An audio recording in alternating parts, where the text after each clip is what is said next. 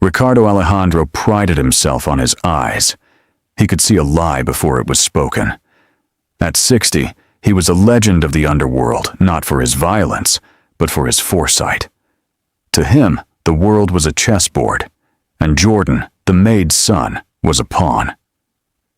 Ricardo left the briefcase open, $100,000 in crisp bills, and closed his eyes, intending to test the boy's integrity. He wanted to prove that everyone, even a child, had a price. But the silence of the mansion was too perfect. The weight of his responsibilities pressed down on him, and for the first time in a decade, Ricardo didn't just pretend to sleep.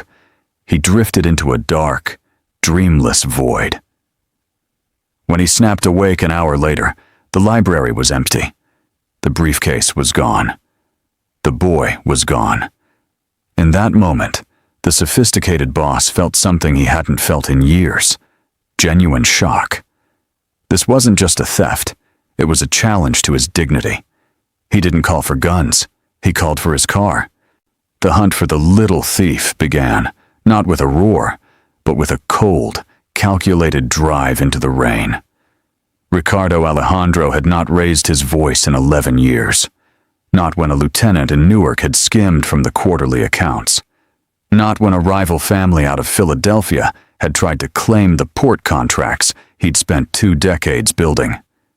Not even when his personal physician sat across from him in the sunroom of his Connecticut estate and told him, with the careful diplomacy of a man who understood who he was speaking to, that his heart was asking for rest. He had simply nodded, dismissed the man, and poured himself a second cup of coffee. That was the thing people never understood about Ricardo. They expected a man in his position to be loud, to be the kind of creature who smashed things, who made rooms go cold when he entered. Hollywood had given the world that image, and most men in his world were only too happy to perform it. Ricardo found it exhausting. More than that, he found it wasteful. Anger, in his experience, was a currency spent by men who had run out of smarter options. His Connecticut estate sat behind iron gates on 4 acres of manicured land, the kind of property that real estate listings called distinguished, but that the neighbors, old money, all of them, called something quieter behind closed doors. The main house had 14 rooms. Ricardo used perhaps 5 of them with any regularity. The library, the kitchen, the study, his bedroom, where he slept precisely 7 hours, no more, no less, and the long gallery on the east wing, where he walked each morning at 6, hands clasped behind his back, watching the light come over the tree line. Order was not a preference for Ricardo. It was a philosophy. Every surface in the house had its purpose. Every person on his payroll had their role, their hours, their instructions, written, memorized, and never to be improvised upon. The gardener arrived on Tuesdays and Thursdays. The car was serviced on the 1st of every month. The household accounts were reviewed each Sunday evening at the mahogany desk in the study, and the numbers were always expected to be precise. Not close. Precise. He had built that kind of life deliberately, brick by careful brick, over 40 years of work that had begun in a 2-room apartment in the Bronx before expanding outward through a dozen cities, 100 arrangements, on a network of interests that stretched from the garment district of Manhattan down through the shipping corridors of Baltimore and into the quiet money of New England. By 60, Ricardo did not need to be everywhere. He simply needed people to know that he could be, if he chose. His suits were bespoke, cut by a tailor in Midtown who had been dressing him for 23 years. Dark pinstripe, always. The fabric had a subtle sheen in the right light. It was like something that knew its own value without announcing it. His silver hair was combed back with the same precision every morning, and his hands, broad, tattooed with the faint remnants of a younger, less patient life, were always immaculately clean. The tattoos were the only visible contradiction, the only remaining evidence that Ricardo Alejandro had not always been this still. He governed his household the way he governed everything else, from a slight remove, with total awareness. He noticed when the floral arrangement in the entrance hall was one day past fresh. He noticed when a door was left 2 inches more open than it should have been.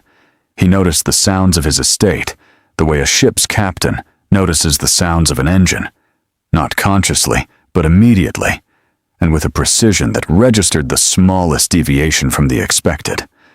Which was why he noticed Dorcas. She had worked for him for 3 years, arriving each morning from her apartment in Bridgeport, quiet as water, efficient as a good clock. She cleaned and organized with a thoroughness that Ricardo respected, and she asked for nothing beyond her salary and her Saturdays. He had no complaints about her. He rarely thought about her at all, except in the abstract way that a man thinks about a well-functioning piece of machinery. But lately, something in the house had shifted in her presence, a hesitation in her movements, and a redness at the edge of her eyes that she attempted, without success, to conceal. The way she sometimes stood at the kitchen window with a dish in her hand and stared at nothing for a full half-minute before continuing. Ricardo was not a sentimental man, but he was an observant one.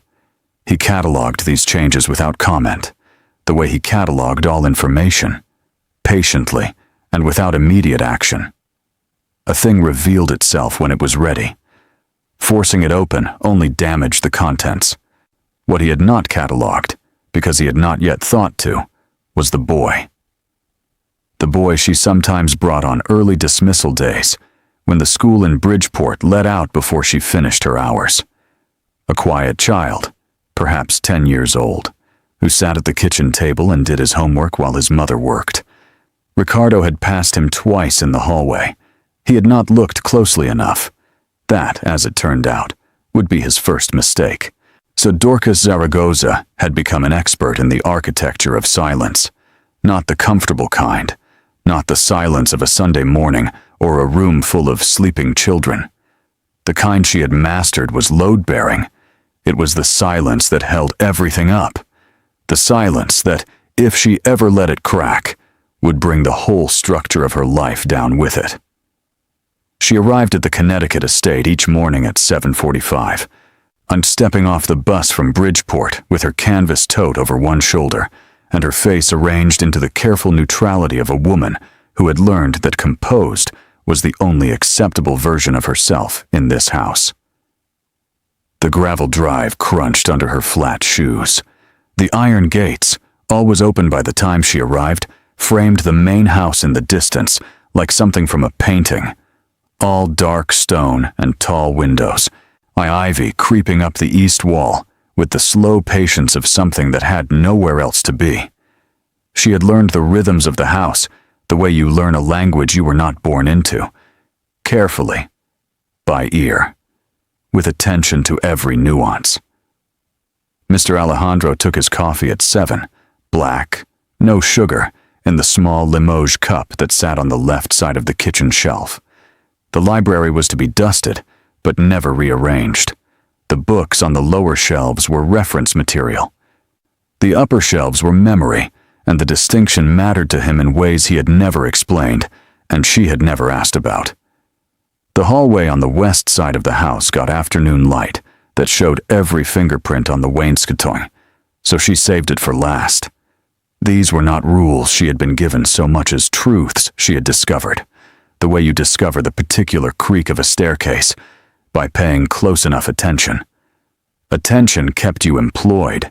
Employed kept Gilberta alive. Then that was the whole equation, reduced to its simplest form.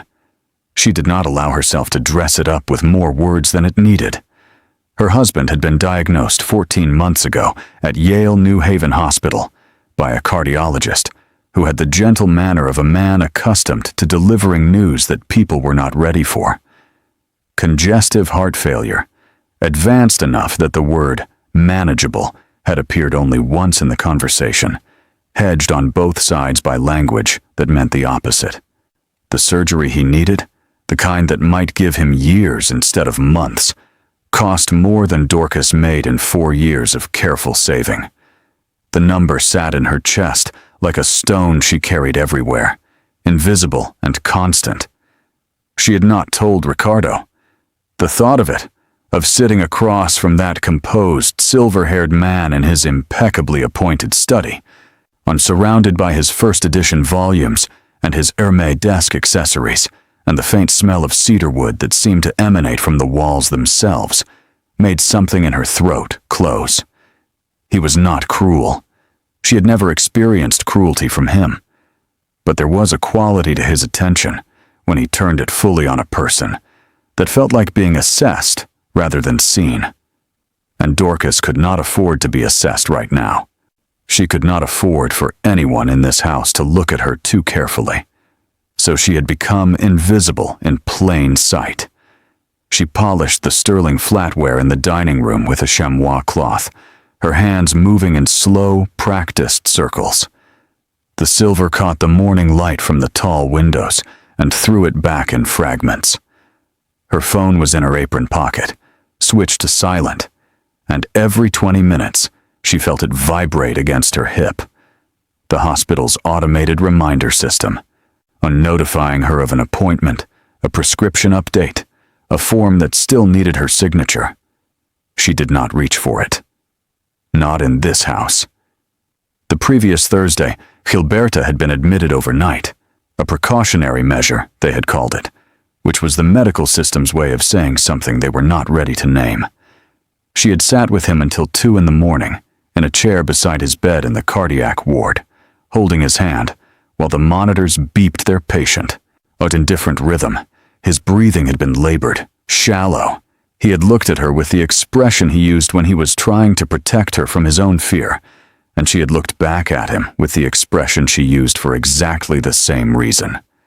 She had arrived at the estate the next morning at 7:46, 1 minute late. Ricardo had not mentioned it. What she had not noticed, what she could not have noticed, because she had stopped letting herself observe anything beyond the work directly in front of her, was that Jordan had begun to notice everything she was trying to hide. Her son saw what she could not afford to show, and unlike her, he had not yet learned to be still about it. Subscribe now if you haven't. Your support goes a long way. Jordan had been inside the study exactly once before. 3 weeks ago, his mother had sent him to return a letter that had fallen from the desk to the floor of the hallway. A small cream envelope with a wax seal, the kind Jordan had only ever seen in movies. He had knocked twice, heard nothing, pushed the door open 2 inches, placed the envelope on the corner of the nearest shelf, and retreated. The whole thing had taken 11 seconds. He had counted. Today, his mother had sent him to collect the breakfast tray. Mr. Alejandro had not yet returned to the kitchen, on a routine errand, a simple one.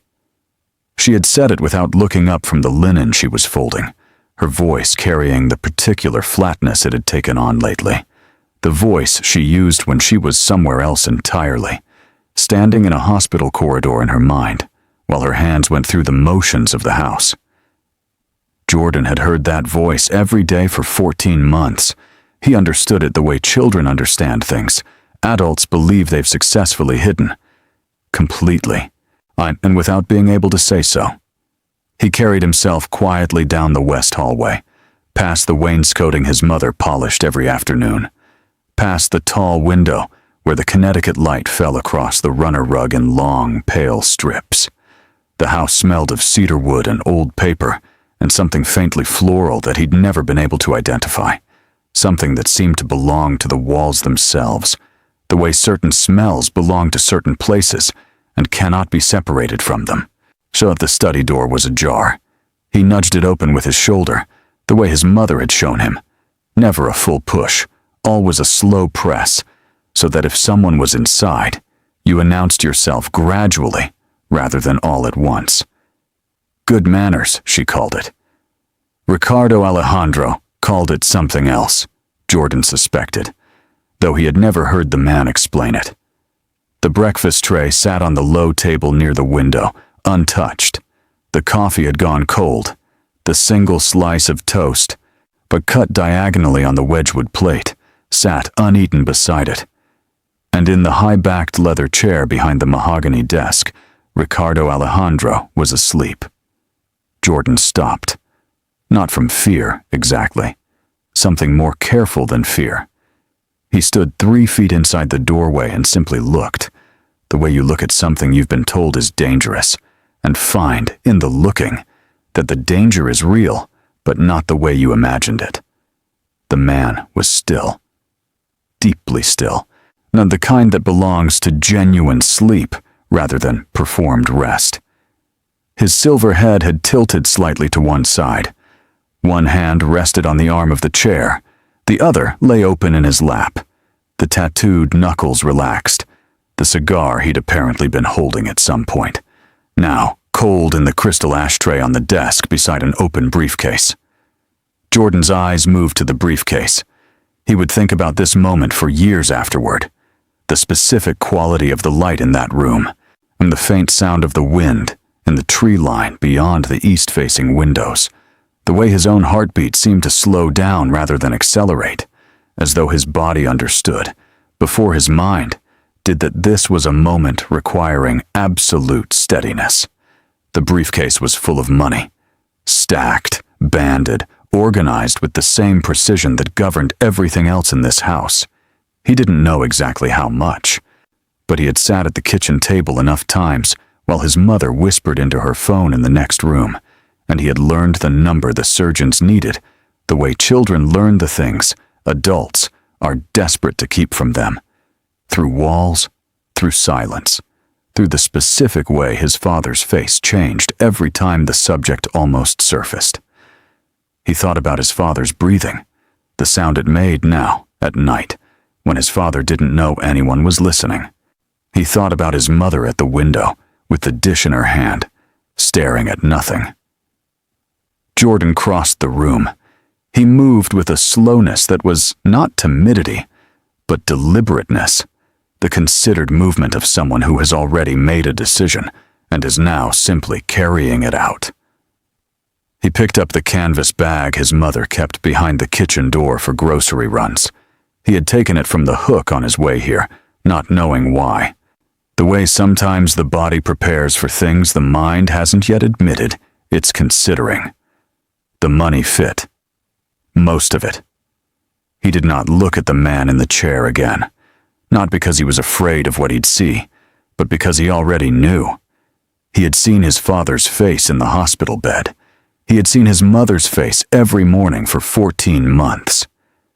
Whatever consequence waited on the other side of this room's door was something he would carry. His father's heart was worth it. He slipped out into the hallway, and the door settled almost silently behind him, 2 inches open, just as he'd found it. The first thing Ricardo registered was the light. It had moved. The pale stripe of afternoon sun that had been falling across the left side of his desk when he closed his eyes was now stretched long and amber across the floor, reaching nearly to the bookcase on the opposite wall. He had slept for more than an hour, perhaps closer to 2. He did not move immediately, because that was not his way.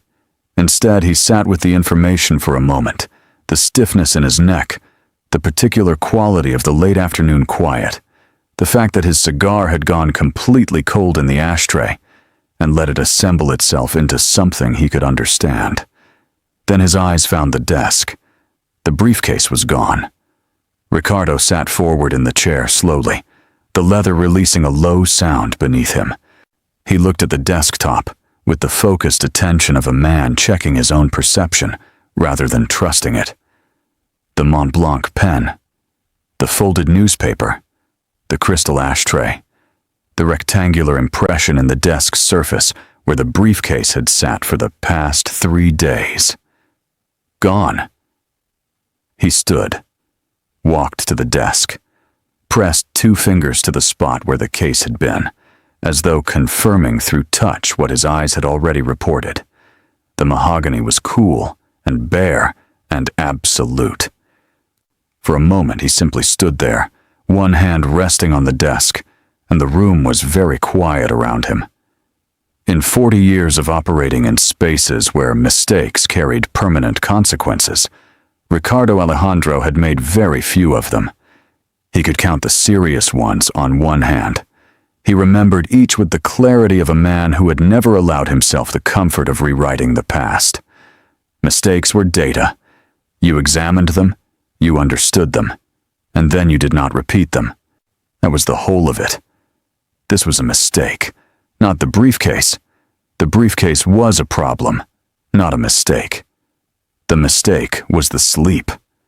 The genuine, unguarded, defenseless sleep in an unlocked room. He had intended to rest his eyes for 20 minutes while the boy was in the room, had intended to watch through the calculated sliver of awareness he'd trained himself to maintain, even in stillness. But his body had taken the decision away from him, and now a man who prided himself on seeing everything had been rendered blind by something as ordinary as exhaustion.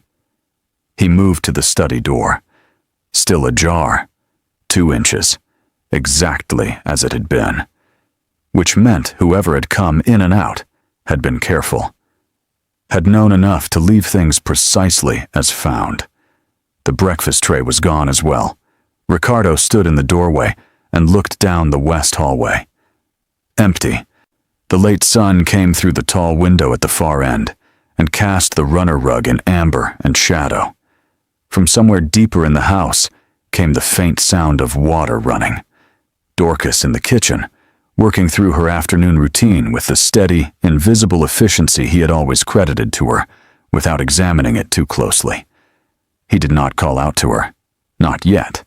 Instead, he walked to the kitchen entrance and stood at the threshold for a moment, watching, while Dorcas stood at the sink with her back to him, her hands moving through the motions of washing the good crystal, each piece held with the careful reverence his household's finer things seemed to inspire in people who had not grown up around them.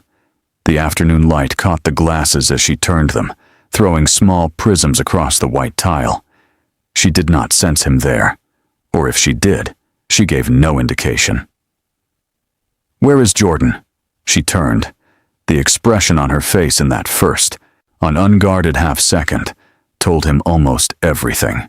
A flash of something complicated, too layered to read quickly, before the mask of composure came down over it. She set the crystal glass in the drying rack with steady hands. "He stepped out, Mr. Alejandro, a short while ago." A breath. "He sometimes walks when the school day was long. I told him not to be far." Ricardo looked at her for a moment, just long enough for her to understand that he was looking. Truly looking, so the way he hadn't bothered to before. How long ago? Not a question. She registered the distinction. "An hour," she said. "Perhaps a little more." He nodded once, turned, and walked back toward the study.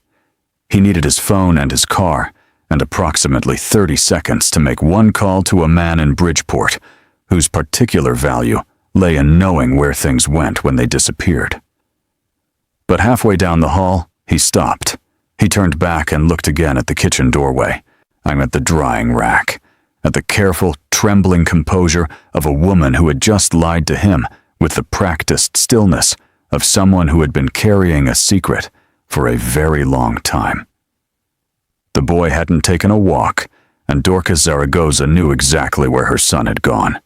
The car was a black S-Class Mercedes, and it moved through the Connecticut afternoon the way Ricardo moved through most situations, quietly, without hurry, and with the absolute certainty that it would arrive where it intended to go.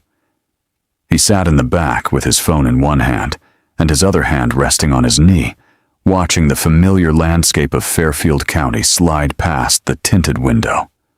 The trees along Route 1 had begun their early October turn, the maples going copper and amber at the edges, the kind of New England autumn that appeared on calendars and postcards, and meant nothing to Ricardo beyond a change in the angle of the light. And he had never been a man who noticed seasons for their beauty. He noticed them for what they indicated about conditions. Current conditions. A 10-year-old boy was somewhere in Bridgeport with $100,000 in a canvas grocery bag. His first call had gone to a man named Teo, who ran a small logistics office out of a building on Iranistan Avenue, and whose actual function bore no resemblance to anything listed on his business registration. Teo had contacts at 3 of the city's traffic monitoring hubs and an informal relationship with a dispatcher at the Bridgeport Transit Authority. If the boy had taken a bus, Teo would know which line within 20 minutes. His second call had gone to a man named Ruiz, who knew every bodega, corner store, and informal gathering point within a 12-block radius of the Zaragoza family's apartment on Maplewood Avenue. If Jordan had gone home first, or stopped anywhere familiar along the way, so Ruiz would have it. Ricardo did not raise his voice on either call. He stated what he needed, listened to the confirmation, and ended the conversation. Efficiency was a form of respect, in his view, for both parties' time. He had not told Dorcas he was leaving. There had been no scene in the kitchen, no raised voices, no dramatic confrontation. He had simply looked at her for one long moment, long enough for her to understand the conversation that wasn't being spoken, and then he had gone to retrieve his jacket from the study, the Brioni, charcoal, the one he reached for when he wanted to feel like himself, and walked out through the front entrance to the waiting car. Whatever was happening in that house between a mother and her conscience was not his immediate concern. The boy was the thread he intended to follow. What he expected to find, when he pulled it, was ordinary. Children who took things ran toward pleasure or away from fear. They made for toy stores or gaming shops, or the kinds of fast food restaurants that represented luxury to a kid raised on a careful budget. Sometimes they went to a friend's house and hid the thing under a bed and pretended to themselves that they'd figure out the rest later. The psychology of impulsive theft in a minor was not complicated. Ricardo had seen it enough times, in enough contexts, to feel reasonably confident he understood the pattern. He would find Jordan somewhere predictable. He would retrieve the briefcase. He would make a decision about the rest. Teo called back in 17 minutes. "No bus," he said. "I pulled the corridor cameras on the Route 8 stops between Trumbull and downtown. Nothing matching the description on any departure in the window you gave me. Kid didn't take public transit." Ricardo absorbed this. "Rideshare? Checking. But if he's 10 and doesn't have a card, he's walking, or he got a ride from someone he knows." "Stay on it," Ruiz called 4 minutes later with a similar report. No one at the apartment. Neighbors hadn't seen the boy. The woman at the corner grocery on Maplewood, who knew everyone within 6 blocks by name and face, had not seen Jordan that afternoon. Ricardo set the phone on the seat beside him and looked out the window. The car was moving through downtown Bridgeport now, and the neighborhoods shifting from the careful orderliness of the suburbs into something grittier and more honest. Brick facades, nail salons, a West Indian bakery with its door propped open, the smell of something warm and spiced, reaching even through the closed windows of the Mercedes.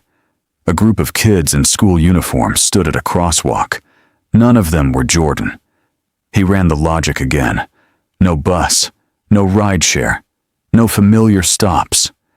The boy was on foot, which meant he had a destination close enough to reach on foot, or important enough to walk to regardless of the distance. A child with $100,000 did not walk 3 miles in October for a toy. Teo called again. His voice, usually flat, carried something different this time. A hesitation. "Mr. Alejandro, I pulled the cameras on the Pequannock Street corridor toward the hospital district." A pause. "I think you need to see where this kid was headed." Teo sent the footage to Ricardo's phone in 3 separate clips, each one pulled from a different camera along the Pequannock Street corridor in Bridgeport. Ricardo watched them in the back of the Mercedes, without expression. The first clip was time-stamped at 2:47 in the afternoon. The camera was positioned above a dry cleaner's awning on the corner of Pequannock and Broad, angled downward at the sidewalk. The image was grainy.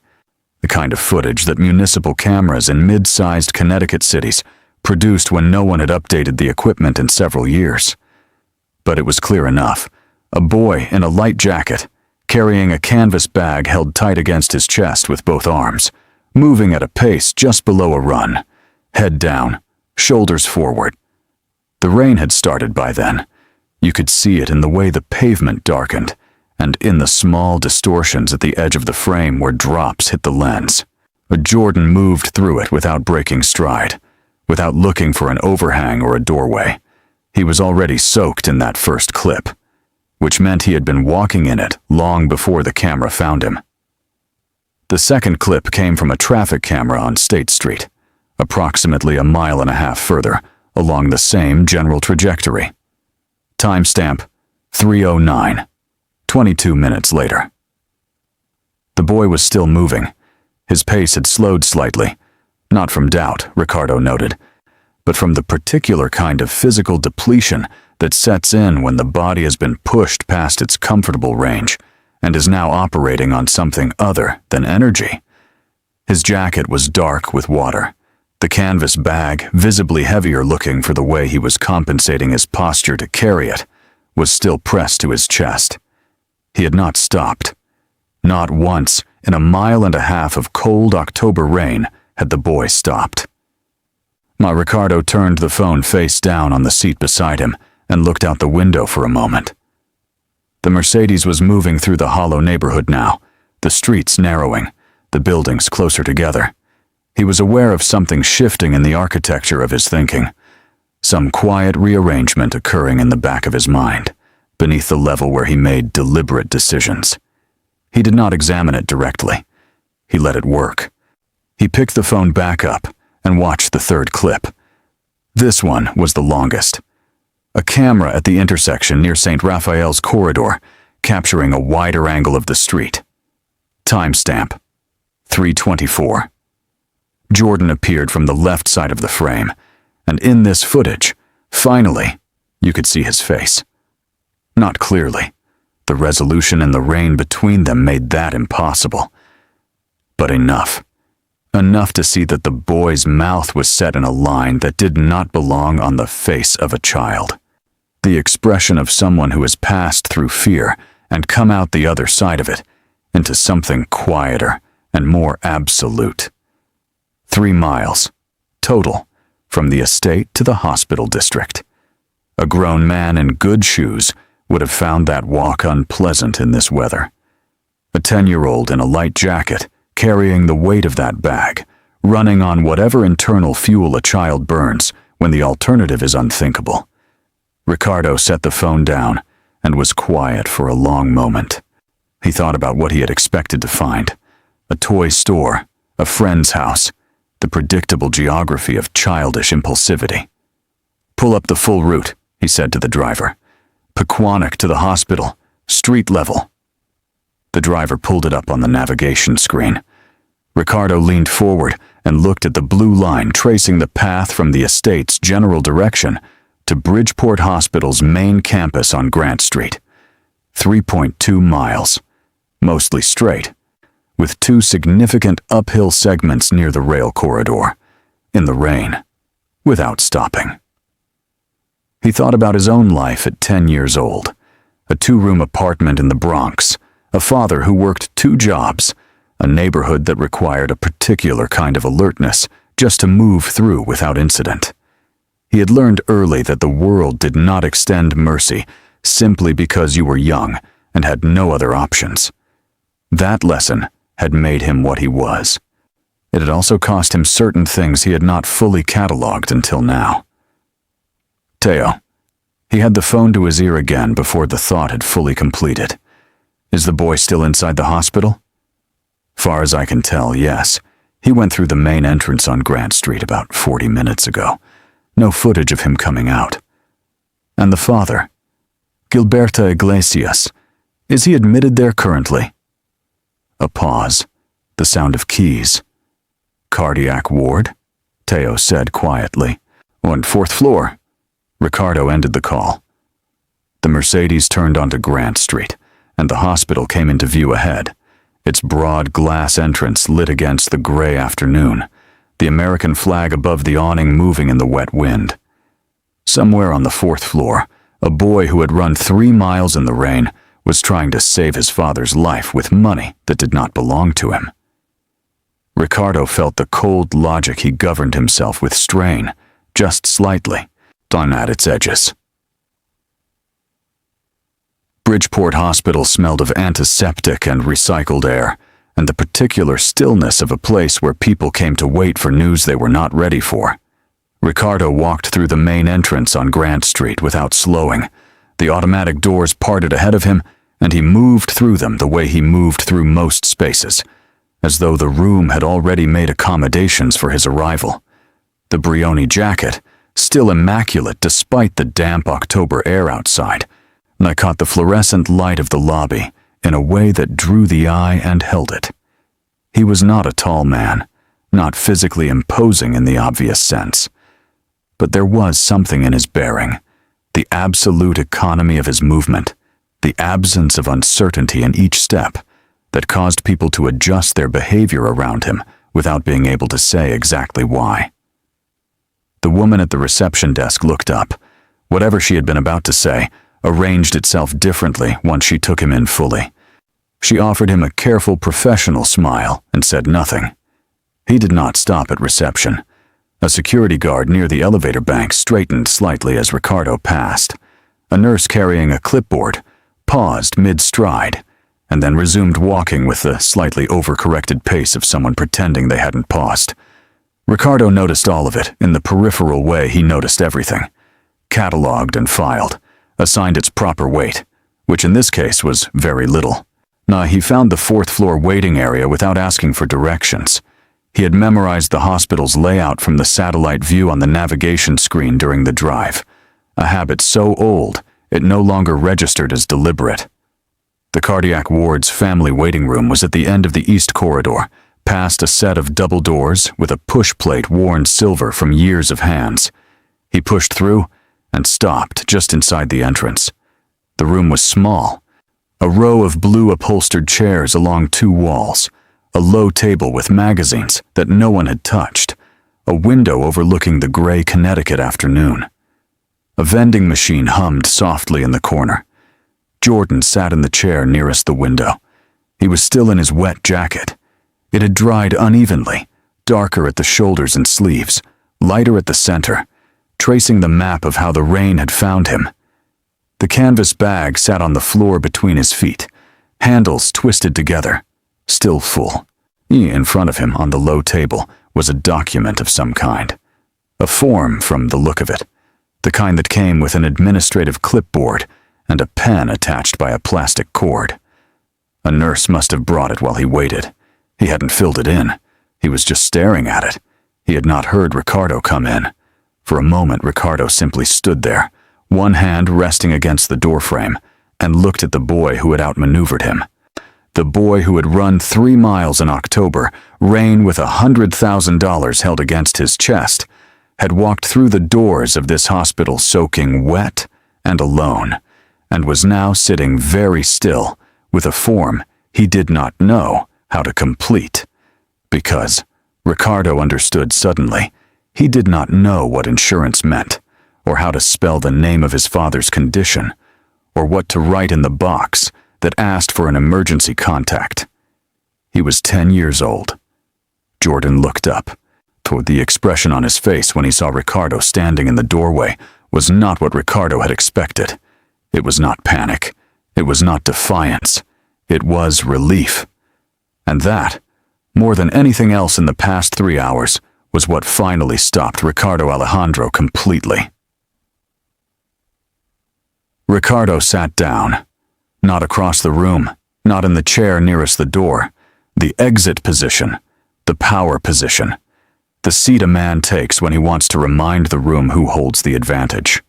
He pulled the chair directly beside Jordan, close enough that the boy would have to look up only slightly to meet his eyes, and he sat with his forearms resting on his knees and his hands loosely joined, the way a man sits when he has decided that this particular conversation requires him to be smaller than usual.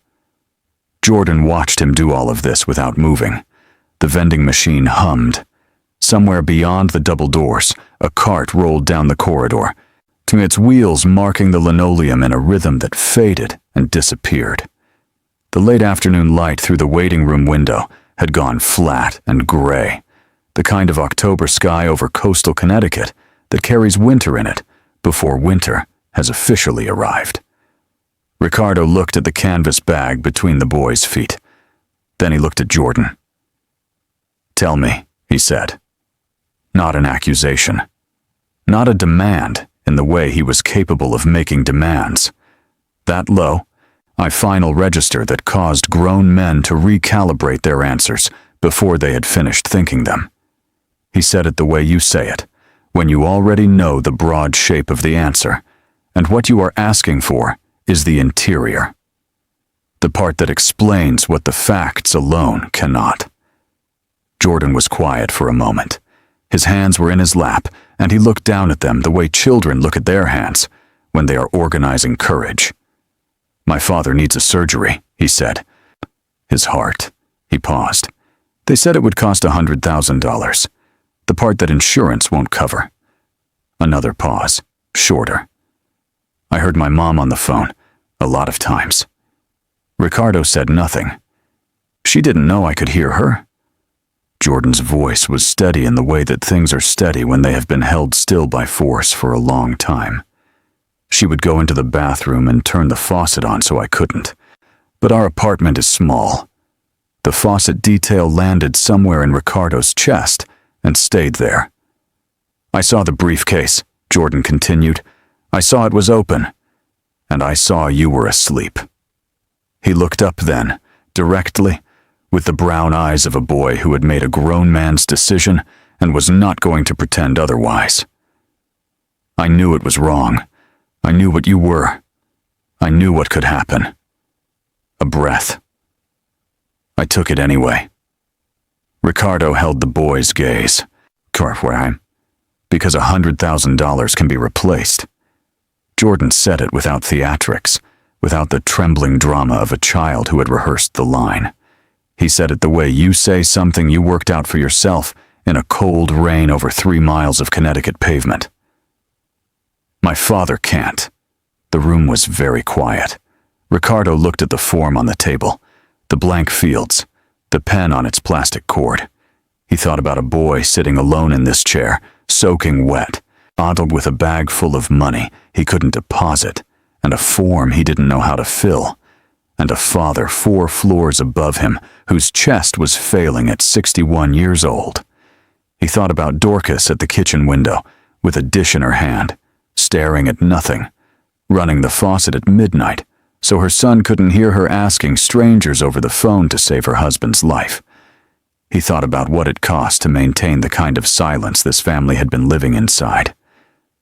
Slowly, Ricardo reached forward and picked up the pen. He turned the form toward himself. His handwriting was precise and small, the cursive of a man who had been educated by people who believed penmanship reflected character. He filled in the fields that needed filling: the insurance supplemental authorization, the surgical consent reference number, the name and extension of the department administrator he knew, by professional proximity to this city's institutions, for it would answer his call within the hour. He set the pen down. Jordan stared at the completed form. "The money," Ricardo said, "stays with me, but your father gets his surgery." He let that settle. "Do you understand the difference between what I'm offering and what you tried to do?" Jordan looked at him carefully. "You're saying mine was stolen. Yours is a gift." "I'm saying," Ricardo replied, "that how a thing is given matters as much as the thing itself." He held the boy's gaze. "Your father raised someone worth giving it to. That is not nothing." Down the corridor, beyond the double doors, a doctor's voice called a name Ricardo didn't recognize, and Jordan, for the first time since Ricardo had walked into that waiting room, exhaled. Ricardo made one phone call from the hallway outside the waiting room. He kept his voice low, his back to the double doors, one hand in his jacket pocket. The call lasted 4 minutes. By the end of it, to Gilberta Iglesias had been moved to the top of the surgical scheduling list. The financial hold on his case had been administratively resolved, and a patient liaison named Ortega, a serious woman who owed Ricardo a professional courtesy she had been expecting to repay for 2 years, was on her way up from the billing department to ensure that nothing bureaucratic stood between a man and his surgery. Ricardo ended the call, slid the phone into his breast pocket, and stood for a moment in the corridor.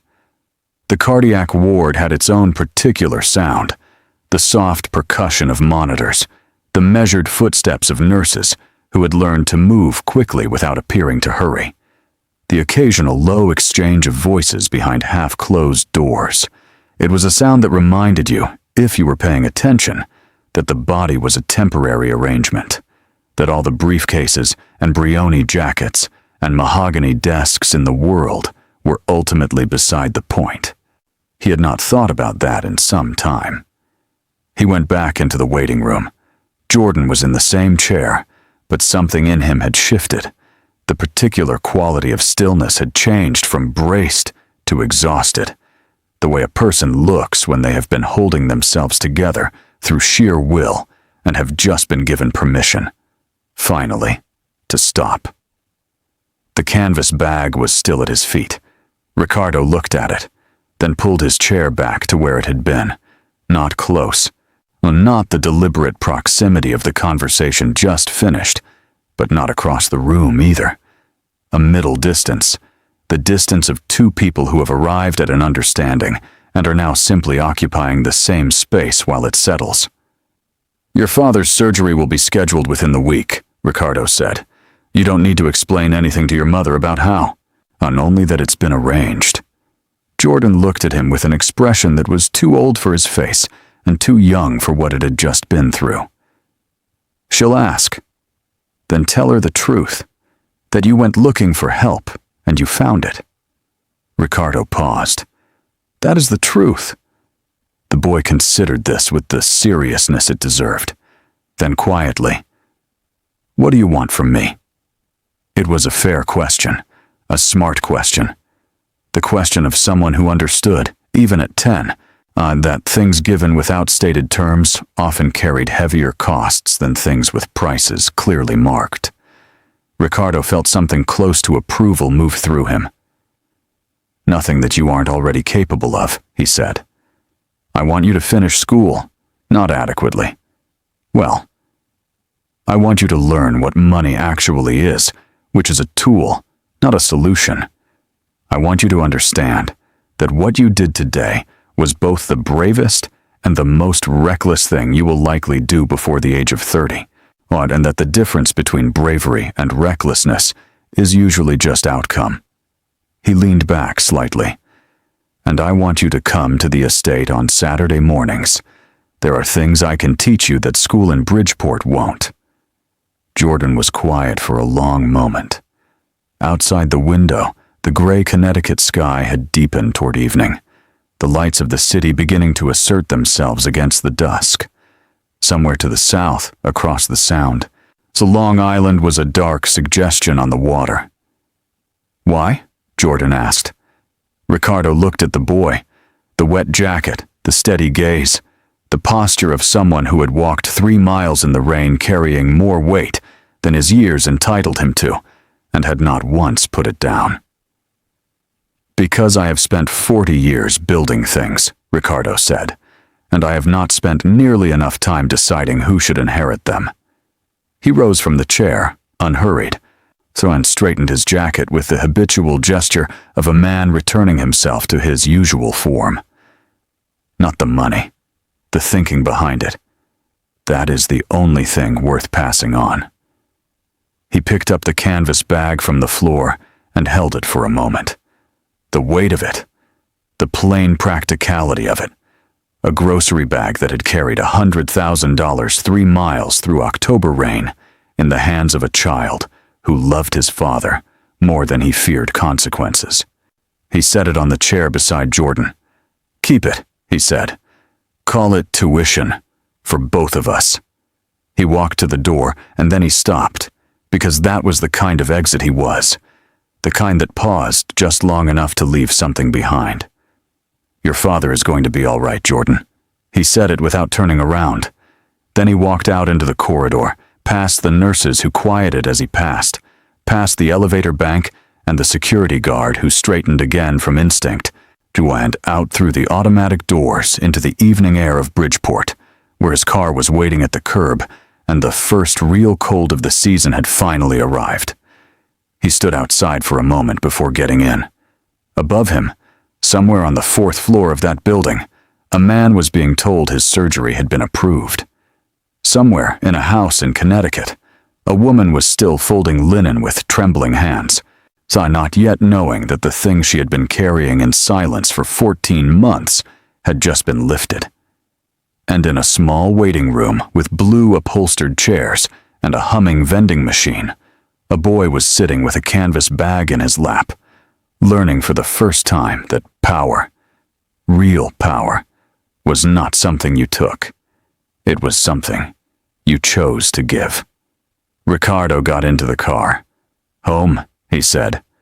And for the first time in longer than he could honestly remember, when the word felt like it meant something, Ricardo Alejandro walked into that hospital expecting to recover what was taken from him.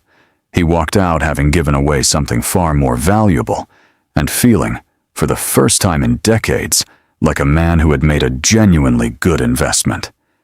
That is the moral buried inside this story. Power without purpose is just furniture. A man can fill 14 rooms with the finest things money can source.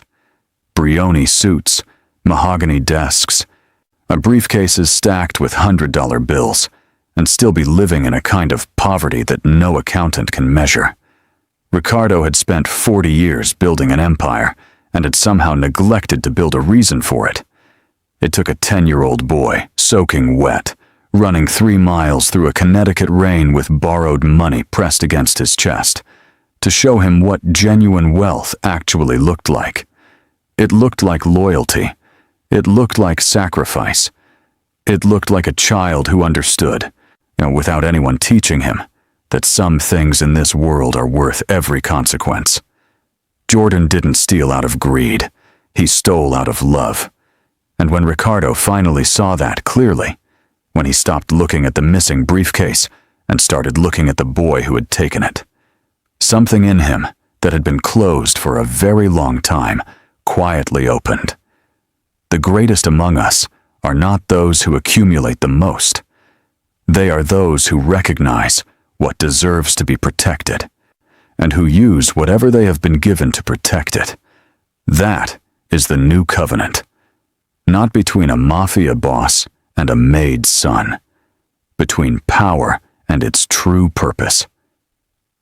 If this story moved you the way it moved us in the writing of it, please give it a like. It takes 1 second, and it means everything to a small channel trying to reach the people who need these stories most. Subscribe so you never miss the next one. We have more coming, and they only get better from here.